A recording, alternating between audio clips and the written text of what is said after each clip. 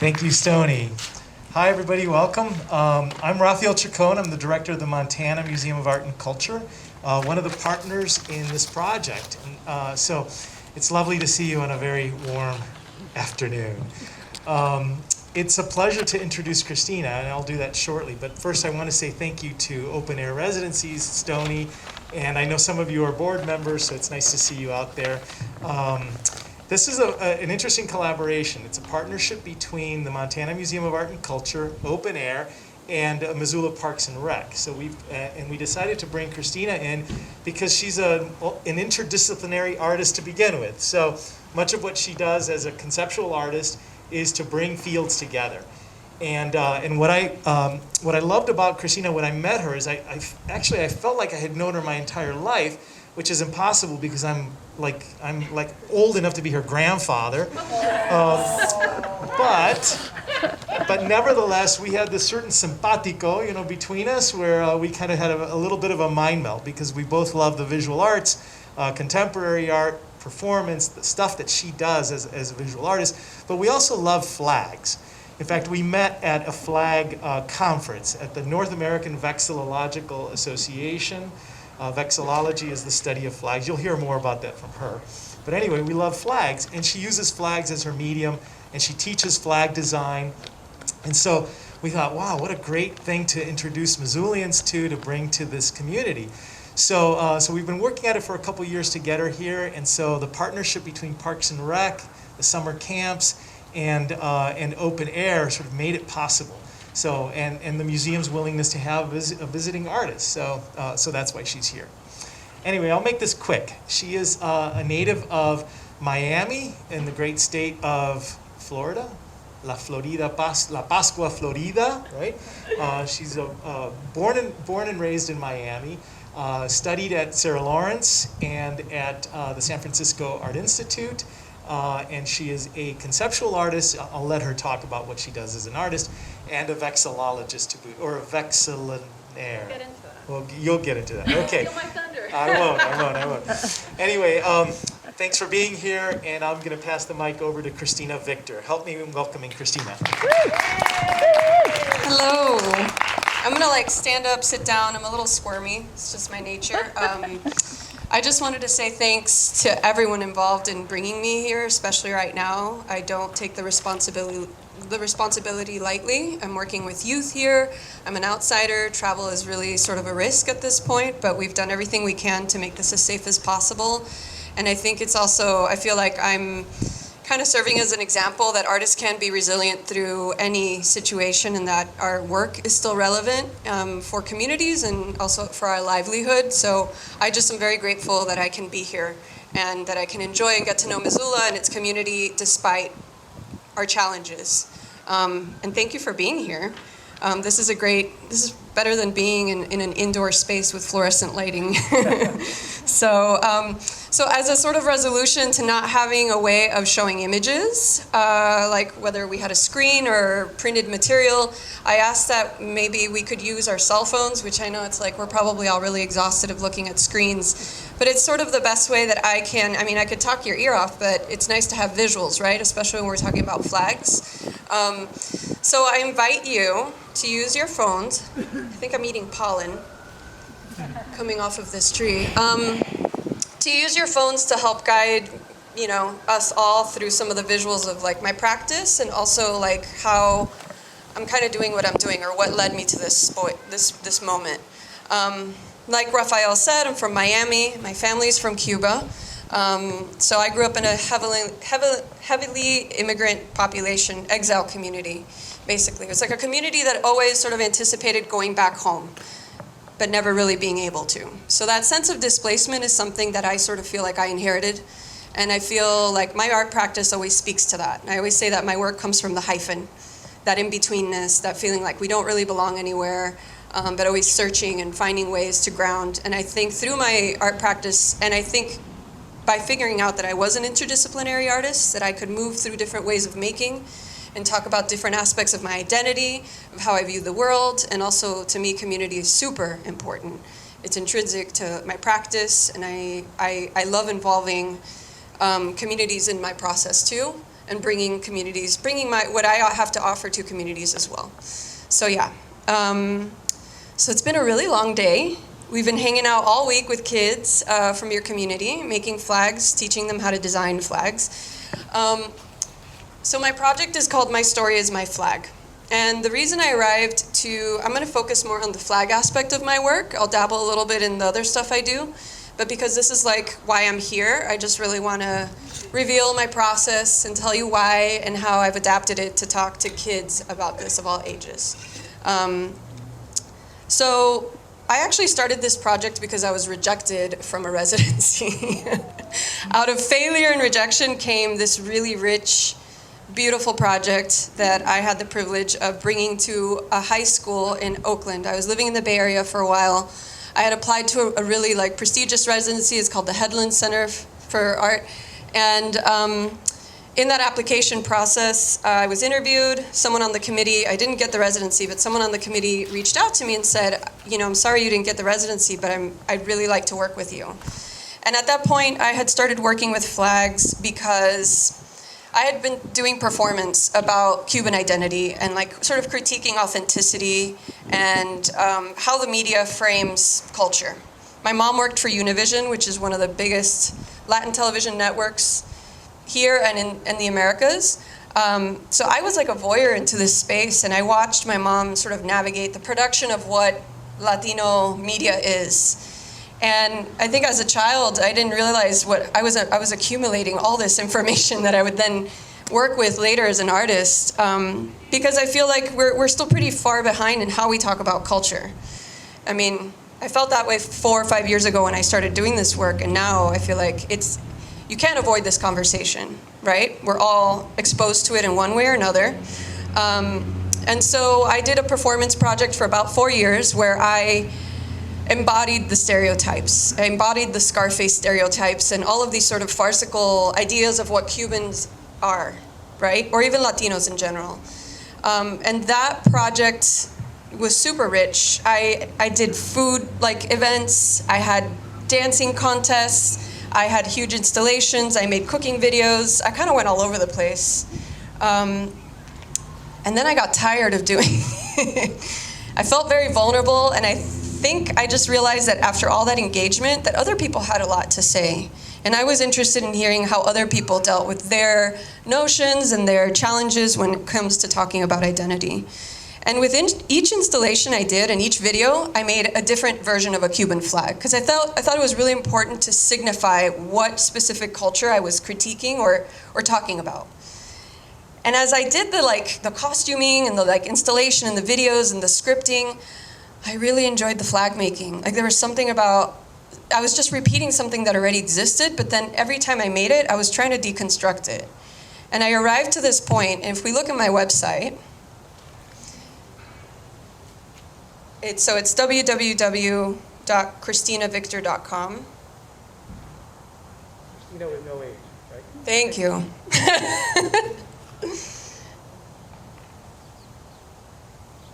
So if we go to the menu, it says my page isn't available. What? Are you guys finding it? I'm on. You know what? I don't need to look at it. I know my work. If you scroll down to the bottom of the menu where it says Miami, 2009 to 2012, you'll find her. She creeps up every once in a while. But I think about 3 images down, you're going to see an installation picture with several TVs sort of stacked and a Cuban flag hanging over it. And if you can see, all of the elements of the flag are sort of separated and suspending together. And I did this just because I felt like I needed a variation, and I also I was talking about that slippage of what culture is, and it just felt like an impulse to make this piece. And about then I was starting to get ready to wrap this project up, and something about that piece, I marinated on it, and I couldn't stop thinking about it, and I was like, there's this impulse, I want to keep going back to flags for some reason. Because if the Cuban flag is so loaded for me, I feel like the Cuban Revolution sort of really divided Cuban identity, but everyone loves their flag. And why? Because it's a great design. It surpassed politics, it surpassed history. And then I started getting curious, my academic Sarah Lawrence brain, because that happens. I started like just researching. I needed to reinvent my practice, and I felt like this was this was kind of the way. It was sort of a gut feeling. I was like, I'm going to stop making and I'm going to start researching. And I started reading histories about all these country flags, and then I started reading about like Renaissance flags, and there's just such a like endless like world of history there. And someone designed those. Someone made decisions to say, this is how we are going to represent this moment in time, what's happening, and then they were historic. And so then I was like, wait, okay, so what if other people get to design new flags? What would they say? And so when I got this opportunity to do this project, I had proposed a flag project for that residency that I didn't get. And it was me experimenting with storytelling about defunct queer and Latino nightclubs in Miami that no longer exist. And it was a way of like honoring my parents. These spaces were where they felt like they could be the next version of themselves that wasn't so much attached to where they were from or what they were supposed to be as an American, as a Cuban, as a whatever, straight, queer, whatever. This was like a space, it wasn't neutral, it was charged, but it was like, these spaces were really important to them. And I was young, but I remember that they all had matchbooks. And back then, in the 80s, matchbooks were like how people knew about places to go. You would give someone your phone number on a matchbook. And the designs of these logos for these matchbooks were awesome. And I was like, it can't die like this. So I made flags for them. That was like my solution. I was like, what if I make flags for them? And then I propose a way of memorializing these spaces that are defunct. The Headlands didn't think I was cool enough, but that's fine. That happens. But Suzanne LaRue from Interface Gallery saw potential in that and then said, what if we design a project? There's a high school right around the corner that is dedicated specifically to undocumented and refugee students from all over the world. They don't focus on any other population, just these kinds of students. And it blew my mind. They were right around the corner from places I went to all the time. No one knew about them. The kids would get bussed in and bussed out, and no one talked about it. To me, that's amazing. You know, what other institutions do that? So she said, think of a flag project that we can maybe do with these students. And so this is where this happened. And it was such a rich experience. Students from Yemen, students that were fleeing gang violence in Guatemala, like students from like all sorts of, the spectrum of like what the refugee experience could be, were there. And we broke them up into groups, and I figured out a way through the North American Vexillological Association, because I found them online, and I was like, that seems legit. I want to be part of that. And I started reading every book under the sun that Whitney Smith, who came up with the word vexillology. Can I get you guys to say that back to me? Because I feel like people trip up, and I have a feeling after today you may use it at some point, and I want to make sure you feel comfortable saying it. So, vexillology. Vexillology. You guys are pros. And that's where I met Raphael. Like on the first day, the first meeting, we sat next to each other, and he's right. It felt very familiar. I felt like I was sitting next to a family member, someone I had known forever, and it's felt like that ever since. So I'm really honored to be here, and that he saw potential in me coming to his community to bring my work here. So the flags got made and flown in Oakland, and then I got asked to do this again in Graham, North Carolina. And there was a different situation. This was a sort of open call. A lot of community members just volunteered to be part of it. And this is a town that has a very high incidence of KKK activities.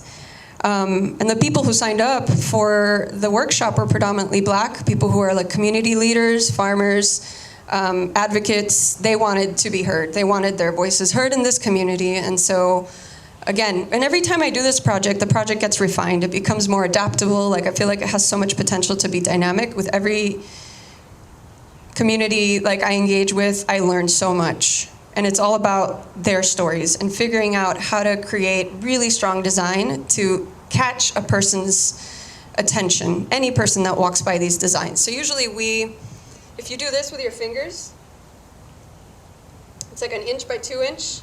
That's usually the dimension that everyone engages with a flag. So when you see a flag, it's usually at that dimension. Driving by your car, seeing it on a building. So it's got to be super strong at that dimension.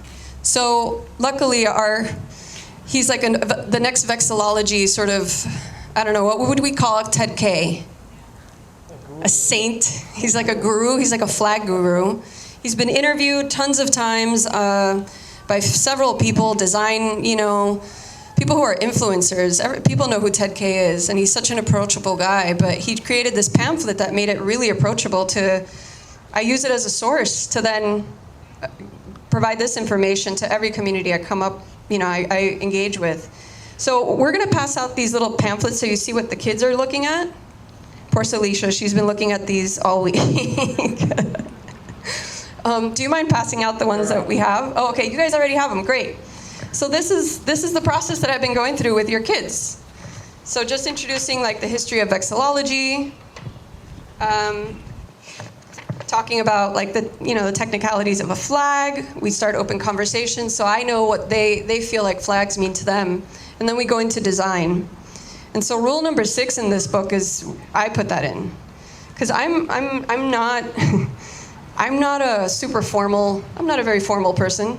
But when it comes to flag design, I feel like it's important to break the rules. I think in life, it's kind of important to break the rules, intentionally. But when it comes to design, I think that's the experimentation is where some really magical things can happen.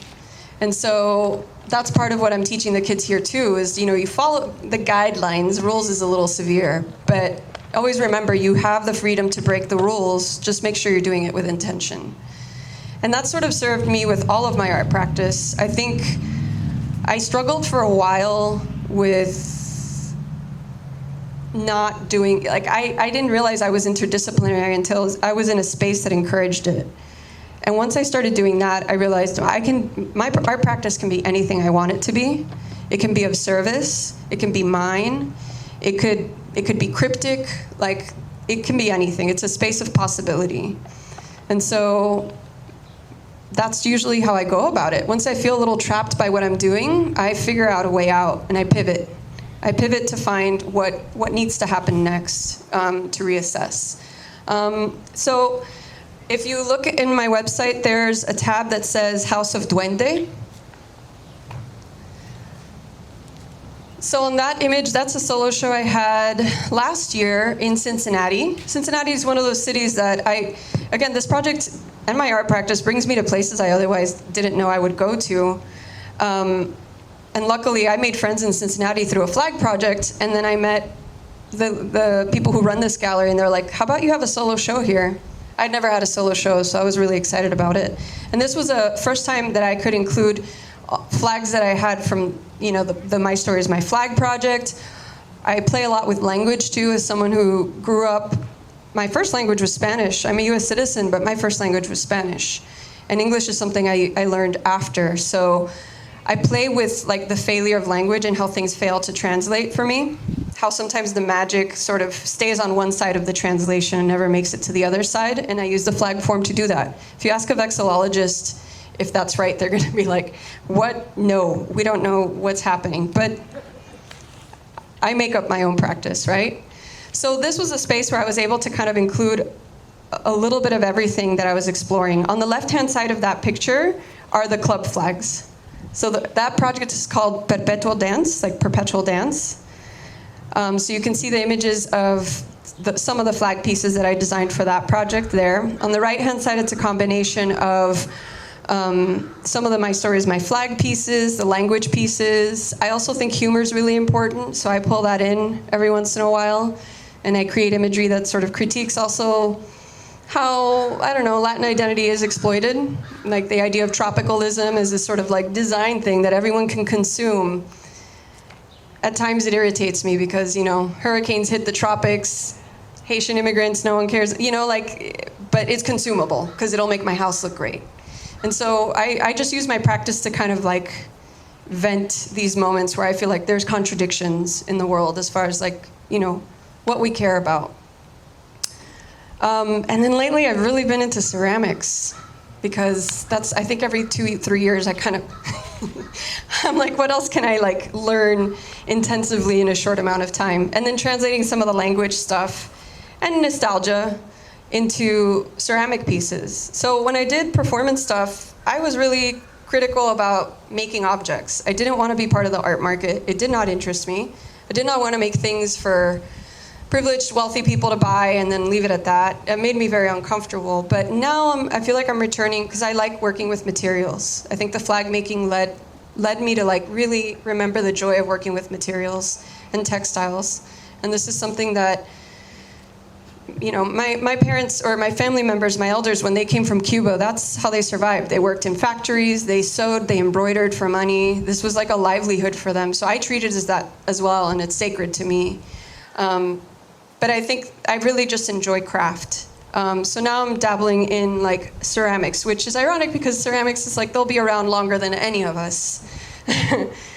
But I'm finding ways to like really enjoy that and like play with that within my work. So a couple of the ceramic pieces you'll see, the first few are phone numbers. Does anyone remember phone numbers anymore? Does anybody remember pressing buttons? Right.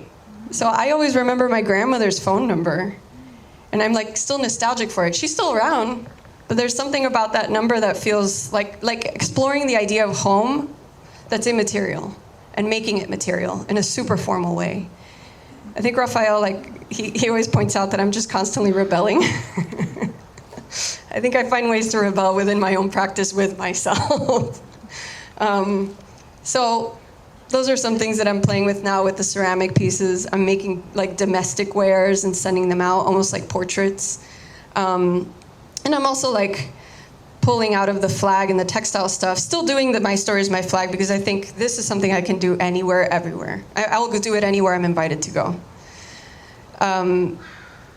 But now I need to have some freedom to be experimental with the textile work too. So now I'm playing with installation.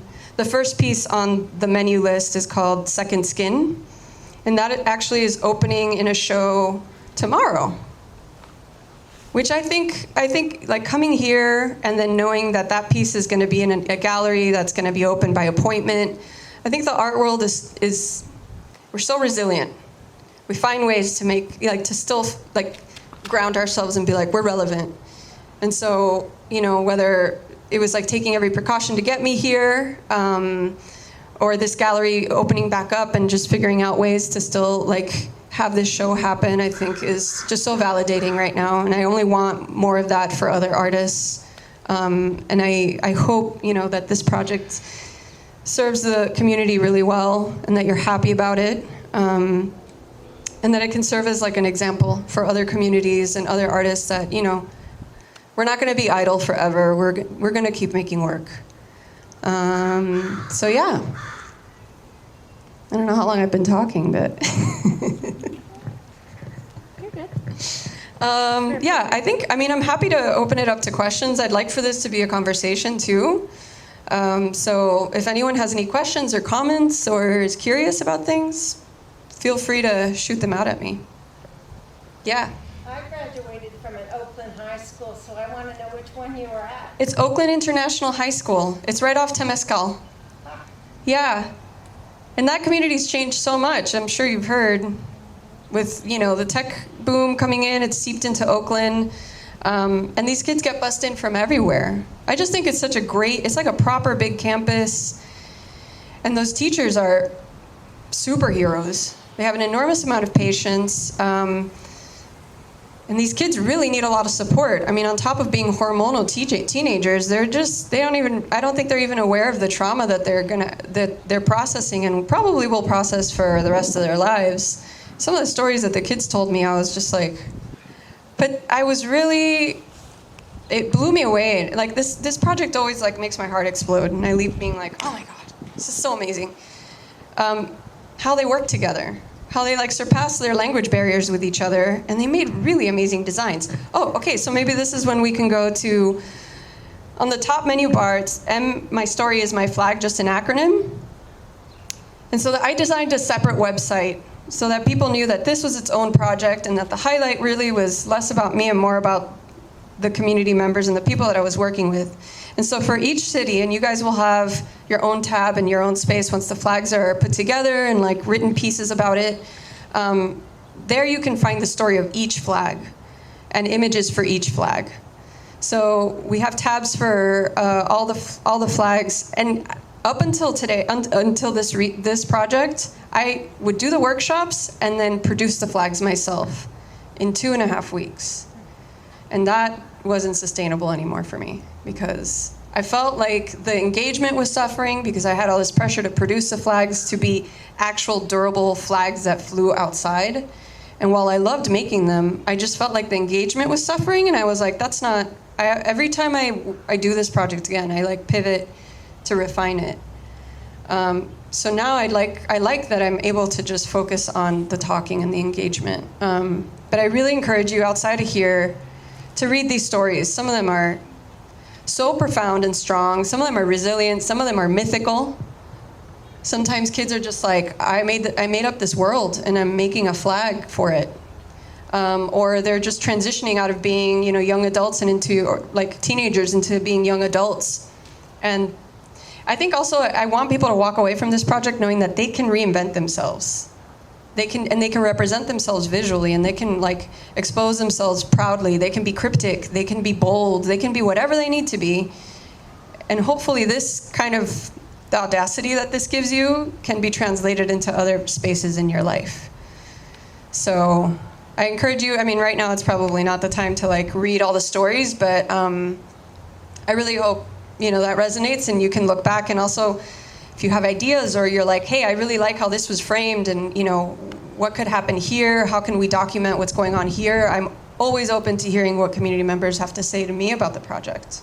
At a kind of a different level from the level that you're operating. You're operating at the level of the personal, right? The people. The people, right. So tell us about how you bridge that gap between something that is like, the flag for the nation to my personal flag. That's a huge area to cover in one workshop. I think it's the seduction of good design. You make something that's beautiful, it'll catch your eye. It's like irrelevant who made it, how old they were, what they're talking about. As long as it sucks you in long enough to be interested and like stay, and find out more, then I think good design has so much power. And I think that's why certain flags, it's like everyone knows what they are because they're good design and they make you linger and they make you want to know more. And so I think empowering anyone, this is not also like, that's why the whole vexillology community, it's just, I got cracked up at myself. I was like, I'm gonna be part of this association. It sounds real stuffy. Can't wait to go and meet everybody. And I charmed everyone. I was like, what's up? I designed flags. And they were like, we don't know what to do with you. Hi. I was like, I'm not going anywhere. I want to know everything. I'm going to ask you all the questions. And I think it's the design, good design can seduce people into being interested. And I think that's a way, it's just like a crack in the window to let people into, another experience, it's just like, like film or anything else. If it's good, you're going to stick around and want to know more. So, I never thought of it about this sort of hierarchy at all. I was just like, I want to figure out how to bring this to the communities I like to work with, or that I feel like need visibility or want visibility. But maybe, for instance, the first project, refugee and, undocumented students, visibility. Visibility is really problematic right now. So now I'm like, well, if I want to keep working with these communities, I have to readjust to how visibility can work. Is that appropriate right now? I think I always try to find a way to be as adaptable as possible, and not everyone's comfortable with being this interdisciplinary and kind of yo-yoing through mediums and communities and cities, and I feel like it's a strength of mine. It's a little schizophrenic sometimes, but I'm equipped to do it. But I just want to make what I know as accessible as possible, and I'm not someone who's mysterious about my process. If you like my recipe, I'm going to give it to you, and then let me know how it turns out, So that's kind of how I don't know if that's an answer, but yeah. Yes? It's interesting to think about, this is not my question, but I'm just reflecting on the idea of visibility, and also you talked about the crypticness of it too, the way you can embed personal meaning, and then if you think of historically of flags, that also the history is woven into it in a way that's not kind of transparent to whoever's meeting it's a thing that unites all of the people and represents all the people, and yet simultaneously there's all these other meanings embedded in it. Sure. Yeah, like there's a lot of flags that I feel like I say this a lot, which I think makes some people uncomfortable, maybe like the formal vexillology. I like to say I'm a vexillionaire. It's like a word you can't even find on Google, which I'm fine with. But I heard someone say it and I was like, yeah, I'm that. We design new flags. We advocate for new symbols, new forms of representation because they're needed. You know, there's so many flags that are kind of outdated. Montana, sorry, just saying. Like, I'm here for you. I'm here for you. We can support. But everything shifts, everything changes. History's layered. It's like all of our histories are it's full of contradictions. So why not, move with it, shift with it? Yeah. And I also forgot to say that I love working with people who are like, I don't know how to draw. I don't know how to do art. I'm terrible at it. And I'm like, yeah, let's hang out. And sometimes those are the people that make the best designs. And it's just like helping them get there, posing questions that help them be like, okay, maybe I'll do this, maybe I'll do that. But yeah. Yeah. Oh, sorry. Well, now I don't know. Just talk at me, it's fine. Did you say that you're first generation American? Yeah, my whole family is from Cuba. They were born and raised in Cuba. Okay, it seems like after talking to a lot of BIPOC artists that everyone kind of has this identity crisis, especially if they're first generation American. Do you think that creating these flags is helping you kind of like reach out to other first generations or other people who have these identity crises? Sure. Yeah, I think I have a few friends that are anthropologists, and they've said to me, this is a very anthropological sort of phenomenon where people who leave their countries don't want to look back because it's too painful. They want to move forward. They want to assimilate. I'm generalizing, obviously. Not everyone operates that way, but it's studied in that way. The next generation tends to want to look back and make sense of things and figure themselves out within that because they're separated from the root, of what their identity is, why they look the way they do, having to explain it, having to have those conversations and justify who they are, right? Just because we're born here or somewhere else. So for me, even though, again, I have an American passport, I'm Cuban. And even when I went to Cuba to visit, I had to defend that. I'm always defending. We're all always, I feel like these conversations within other, conversations with colleagues, friends, that have similar experiences of being from somewhere else or having to explain why they look the way they do, it's exhausting. So it's I feel like for me, I can only speak for myself, but I just want to find tools to always be able to navigate that. And if I feel like I've found ways for that to work for me, why wouldn't I share it and see if it works for other people, I also like just creating inclusive spaces of conversation. Yeah, I feel yes, it's just it's so rich. It keeps opening and evolving and evolving. I love it. I'm so grateful for it. I'm grateful that the academic world thinks, I'm kind of doing something. And they're always sending me resources and providing support. I love that the art world is, I just feel like I'm being more and more supported the more I explore this. And I'm not trying to sound important in any way, but I think now it's very relevant. I was doing this 5 years ago, just on a personal hunch where I was well, I want to find other ways to make work and talk about things. And now I feel these are all relevant conversations that no one is excluded from. So I'd like to think that, it's helping me, and I'd like to think it's helping others. And if it's not, then I want to find other ways to pivot to help, to make it work. I think as an artist, I like to have this balance. I want to create access, always, and I also want to be able to have fun with my work and practice and play because it fuels each other. So, yeah. These tangential answers to everything.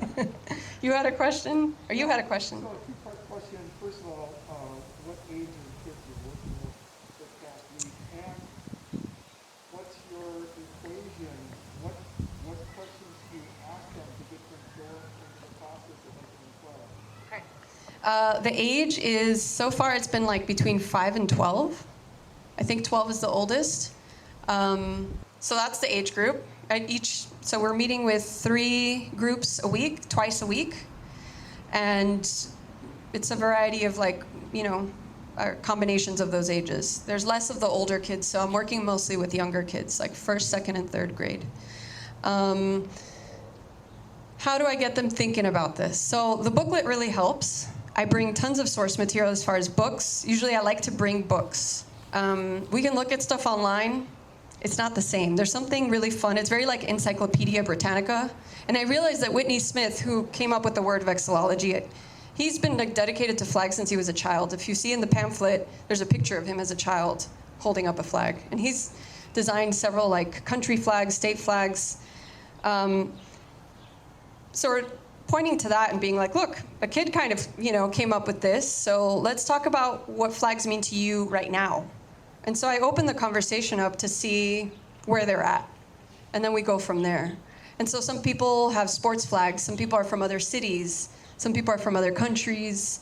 And so I feed off of them, really. They help me navigate the conversation. So I kind of feel them out to see what they know and what they think. And I'm always surprised.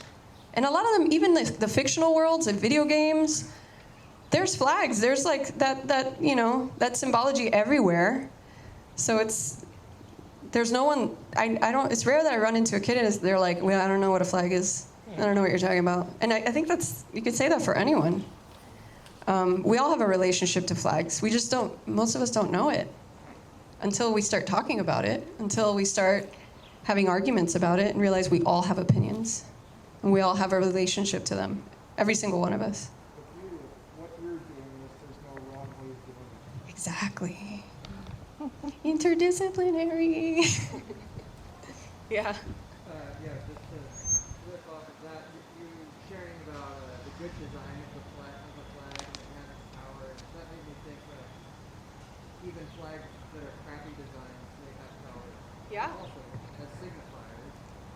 And I was also thinking about, flag being a tool for empowerment of the people. And thinking about how our clothes are a signifier of who we are. But as soon as we make a flag and hold it up beyond ourselves, how different the thing becomes. And it's kind of the same difference if you take a flag and wrap it around your body. For me, as I think about it, it takes some of the power of the flag flying up beyond you. It activates it.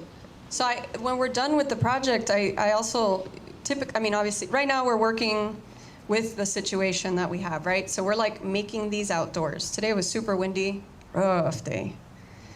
Rough day, Celicia, right? But also great. So at the end of the project, usually we do some sort of parading. We activate them. I think it's important to activate them. So they know that it has that charge, it has that power.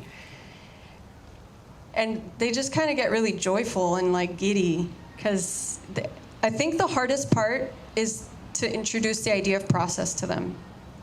But once you get them through that explanation and talking through the steps, then their brains sort of click and they're like, oh, okay. Once they start seeing it come together physically, they get really excited and even more invested. So the first day's rough, and then they're hooked. I think that line activating was the word that I was curious about what you come up with. I was kind of thinking of it as becoming something that's beyond yourself or representing you beyond yourself. But yeah, activating in the end, it's, even more than it being practical at all, it's being alive. Right, and also about having it exist in a public space, having it be visible, marching with it, the act of the body, and even hoisting it or installing it and seeing it up, all that has a lot of power too. It sort of wraps it up and solidifies it. Once that flag is up, it's it exists, it's there. It exists, there's nothing's gonna erase it from history. So I'm all about eclipsing all the flags that aren't really serving us anymore, or using them as sources to create new symbology. Not necessarily always being oh, that's terrible, let's not think about that anymore, or it doesn't work for us, but use it as a reference. A lot of kids have the impulse to be like, I'm going to copy this flag. And I'm like, okay, how about we use it as an inspiration? And what can we change about it to talk about you? And then they're like, oh, okay. Very manipulative. Yeah. Stony. When is a flag no longer a flag? What's the bounds of a flag? When does it stop being a flag? Or when does it start being a flag?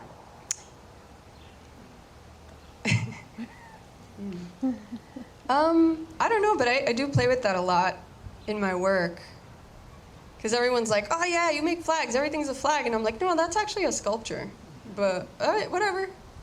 But the same thing was when I did performance. It's like I'm doing something, no, you're a performance artist. I'm like, I think it goes back to the like sort of naming or labeling. I don't know, but I'm constantly playing with how to like mess with that. I oscillate between the like rules and being formal, and then also completely. And I let other people determine that. I name my work, I know what it is, and other people can interpret it to be whatever it was. I'm not, I love when people are like, flag expert, and I'm like, oh, okay. It's like a field I use, but I don't know that I'd say I'm a flag. I have a terrible memory. That's also why I have to have all these books with me, because if you're like, people text me and call me, they're like, hey, where's this flag from? And I'm like, I gotta go look at my books real quick, because I can't remember.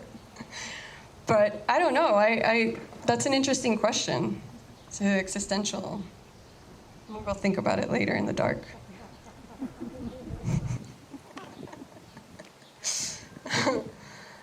I think the flag people would love to have like set categories. You know, like the U.S. flag belongs here, should be used this way, can only be put on this, and yet we see it everywhere. We see it on, you know, lighters and shorts and hats or whatever. So I think there's porosity around the use of flags. So I think it's a brilliant question, because I think the culture doesn't want to respect those categories. It wants to constantly break the categories.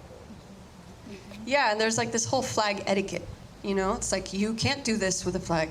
Some kids were like, ooh, don't let your flag touch the floor. And I was like, how do you know that? But also, you know, I think a lot of the flag community, the academic flag community, is horrified by the things I do. But I'm not going anywhere, so they have to deal with it. And not everyone's, as an artist, honestly, like I wish I had known this sooner, but not everyone's gonna like what you do. That doesn't matter. As long as you like what you're doing and you have some support and you're open to critique, but at the end you make the decision about what happens in your practice, what rules you break, what you decide to stick with. So, yeah.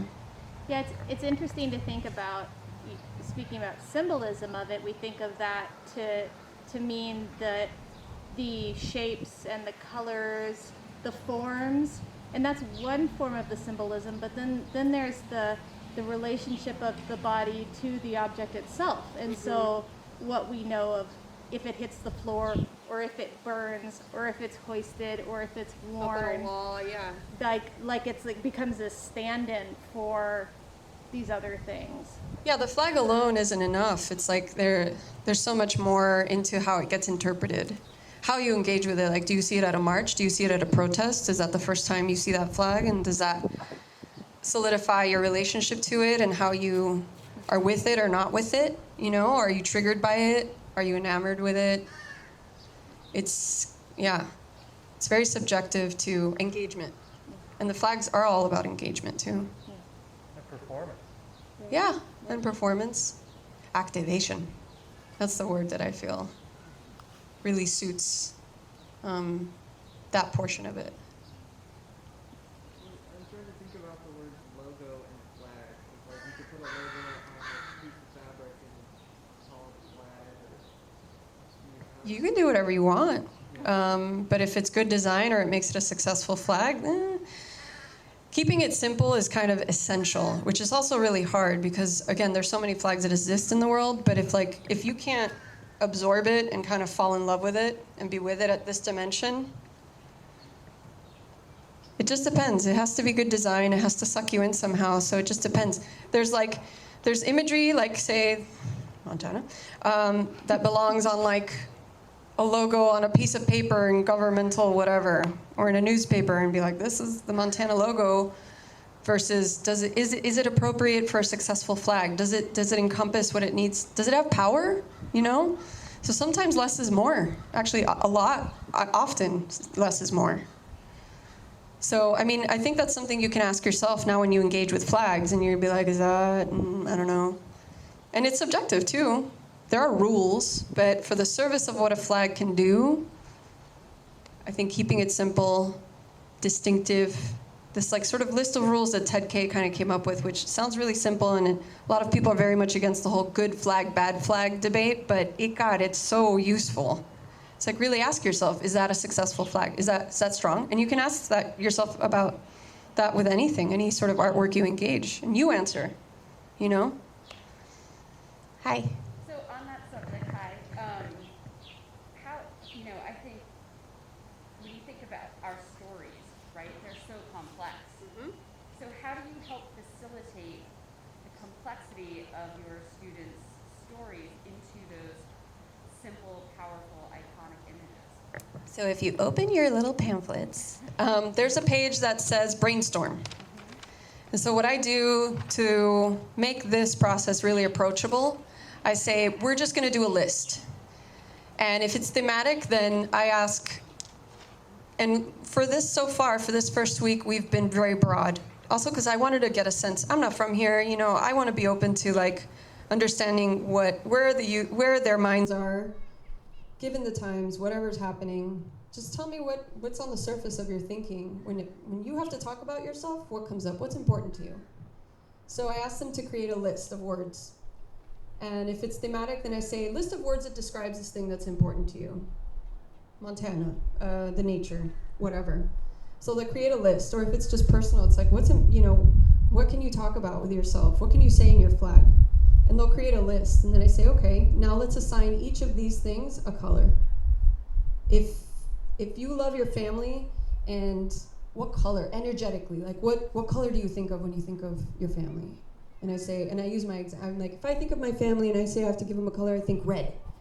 Because they're like loud and vibrant and like very warm, and they're like, oh, okay. And then it's sort of like giving them the agency, making them realize that they have the agency to just make choices and to create their own meaning. And then once they have that list of words and their colors, then I say, okay, how many of these words are similar? I like camping, I like rafting, I like hunting. Oh, cool, so nature, you like being outside. Bloop, that's one. So are those colors common? No? Okay, so what color can we like kind of use to represent that whole umbrella? Green, perfect. Now, what can we do to create a symbol for each of these ideas? How can we so that's where it gets hard for them. Because then we create, it takes a few sketches. Then it's sort of like we're still brainstorming. So the first week, session, we're brainstorming. And they're like, oh, I don't know, I'm tired, man. And that's where I just kind of keep encouraging them, keep asking them to think a little bit harder, just a little bit more. Draw one more design. What if you do it like this? So I'm more manipulation. To just push a little bit further. And usually, in the end, they're pretty happy about it and they feel confident. It's always asking them in a language that they can understand, whether it's their kids, adults, doesn't matter. How intentional is what you're doing? Are you sure? Is that what that means? Write it down. And something about getting them to write it down really makes it real. Because I'm like, okay, I'm gonna make these. Later, they're gonna be made into really big flags and flying, and I have to talk about them, and the world's gonna see them. Are you sure that color is that? Can't do an I don't know. Everything in this square has a meaning. Every flag that exists, there's not a flag out there that exists where it's like, that's an I don't know color, or, So just encouraging the idea of intention behind everything in their little frame. And so they go through several iterations of the same thing, and me slowly pushing them to get a really good design that they're when they go, this is my flag, I want to do this. And I'm like, you're ready, let's go. Let's go get the fabric. Let's go make it. And sometimes they're breaking every freaking rule that exists. And I'm like, you know what? You convinced me, so let's go. And that happened several times. And some of them are like, I want to make 2 flags. And I'm like, right on, let's go. So, yeah. I like kids. I really like working with youth. I miss it. I think this whole situation like bummed me out. I was like, I mean, it bummed everyone out, but I was like, when am I gonna teach again? Like in person, Zoom? No, not my thing, you know? I like engaging with communities one-on-one. And so I'm very grateful to be able to like be here. It's extremely validating. So yeah, they're great too. They're really funny. I love how outdoorsy everyone is. They all camp and hike and do all these things, and I'm like, oh, you guys should hang out with my brothers. They just play video games. Anyway, we had enough of flag talk? Anything random? Has anybody made flags, or is there a flag that you kind of adore? Yeah.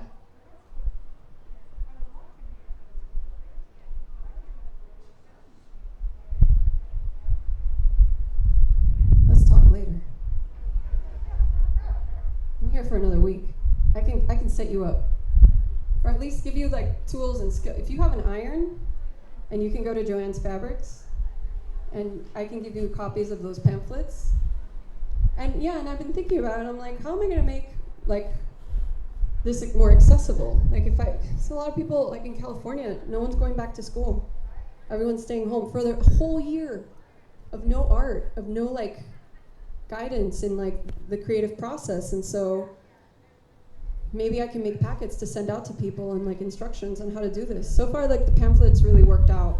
And if you look at it and you have ideas and say, oh, well, what if it had this, what if it had that, then I'm open to hearing it. But if you're interested and you want to share this process with your grandkids, you can totally do it. And I'm happy to help you. Yeah.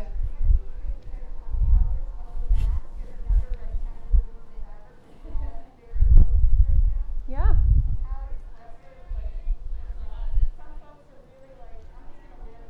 The paper.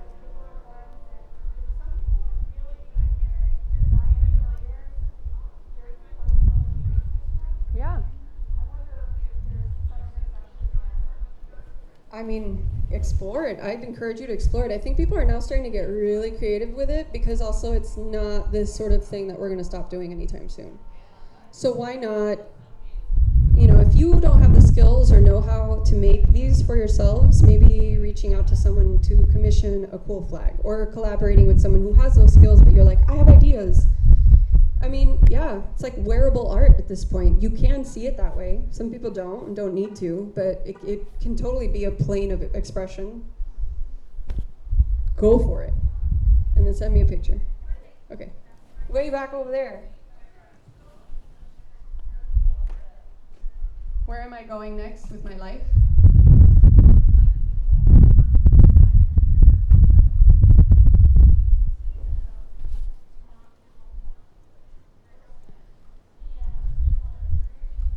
So I'm going to go back to Ventura. When this hit, I was in the middle of a residency in Nebraska, and I was determined. I have my stuff in New York in a storage unit. I decided to like once all this happened, I was like, where do I want to be? Where have I been happiest? So I decided to go back to California. I think the transientness of my life right now is also something I'm reevaluating because it's not as sustainable as anymore. It's like I suddenly travel. And, being nomadic is risk. And it's a kind of risk that, as much as I love risk, this is different. I think right now I'm going to go back home. I don't have other opportunities for exhibitions or projects lined up yet. That never really discourages me, though, because I often feel like when I'm done doing a project, like somehow that energy ends up flowing into something else. And a door opens. But for right now, I have nothing planned but to go back home and then work on these designs and keep making my ceramics and see where that takes me. I'm not a lawyer. I don't know. I don't know where it's gonna go. I'm gonna keep operating and making my work and hoping that it'll keep carrying me through my life. That's all I can really say. I'm not quite sure. We'll see what happens. Maybe I'll come back and hang out again. I don't know. I feel like every time I do these things, I fall in love a little bit with each city, and I kind of boomerang back. So I love meeting people, and yeah, I'm always, I think, always kind of hungry for searching for like a little piece of home everywhere I go, and so that tends to happen. With Cincinnati, it happened. I go back to Cincinnati all the time. I love that town. I would never have thought that I would fall in love with Cincinnati or North Carolina or, wherever, but Seattle, I can be pretty nomadic, but I'm having to reconsider that as a lifestyle now for obvious reasons, for health reasons. Yeah, for the exhibition. So all these flags, we're going to pick the strongest ones, which I have to say are very many, so I hope we have a nice fat budget to make them. But there's a lot of great designs, and I'm excited to digitize them, because this is the first time I'm digitizing the designs instead of making them myself and getting them professionally made.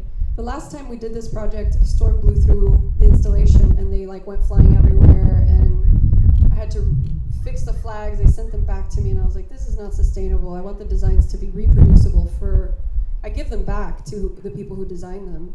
They're theirs, but now I want to create a way for each person to take the possibility for them to recreate them as a mask or a sticker, a bumper sticker, or another flag for their kid or whatever, a t-shirt. You take that design. It's less about the flag, more about the design. Go rock it however you want. It's yours. It's not mine. I think there was a hand over here. Yeah. You gravitate towards the Latino community. When I'm feeling homesick, I guess. I think we kind of we find each other naturally. No, I'm open to talking to everyone. I obviously get homesick, and I want to hear Spanish and dance salsa and all that, but I'm also into motorcycles and I don't know, things that are very un-Latino me, or according to my family. I feel like I'd like to think that I can talk to anyone, and I can have a conversation and be open to talking to anyone. So I live in this country, I want to know all of it, and I think part of knowing places is really talking to the people who inhabit it and make it what it is. So I'd like to think, no, I do, but not exclusively, no. Done talking? Am I done talking? Thank you. Thanks for coming. Thanks for supporting the arts in Missoula. Thanks for hanging out in the heat.